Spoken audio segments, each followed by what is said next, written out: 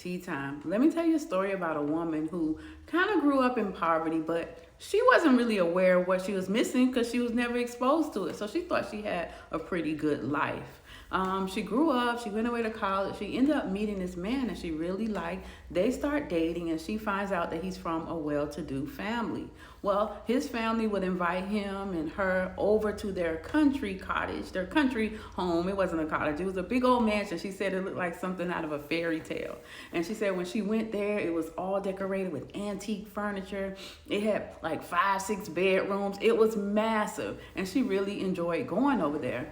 Except the family of her new boyfriend would kind of look at her sideways. They knew that she wasn't from a wealthy family, and they would make remarks like, "Oh, I see you doing well for yourself now that you with my son." And she said she would brush it off because her boyfriend actually treated her very, very well, and she and the boyfriend end up getting married.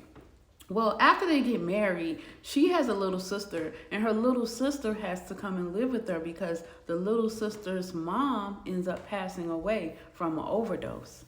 Well, she invites the little sister to come into her home. Her husband now gets along with the little sister. Everything's going great until the husband's family now starts saying, let's spend summers together at our country mansion, at that country mansion. And she's like, okay. Well, the first time they go visit, the little sister doesn't come. And she's talking to her husband's mom about, the accommodations, because typically she spends the night with her husband in his room.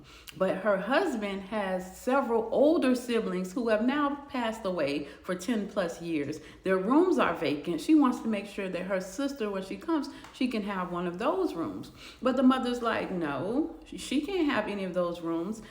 We're still grieving the loss of our children. So nobody's going to sleep in their rooms. Those rooms are preserved for their memories.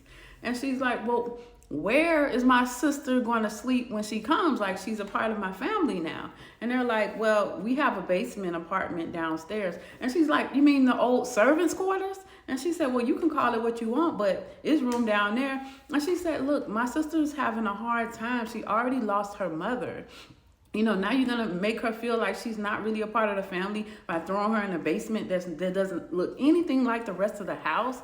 And the husband's mom was like, well, if you feel that way about it and you don't want her to be excluded, you're free to go stay down there with her.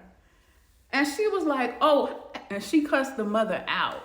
Because she cussed the mother out, the husband came back to her like, you don't talk to my mama like that. What's wrong with you? And she's like, how you going to let your mom treat my sister like that? Like, come on, that's not right. And at this point, the husband is angry and he starts talking about maybe she shouldn't be a part of the family.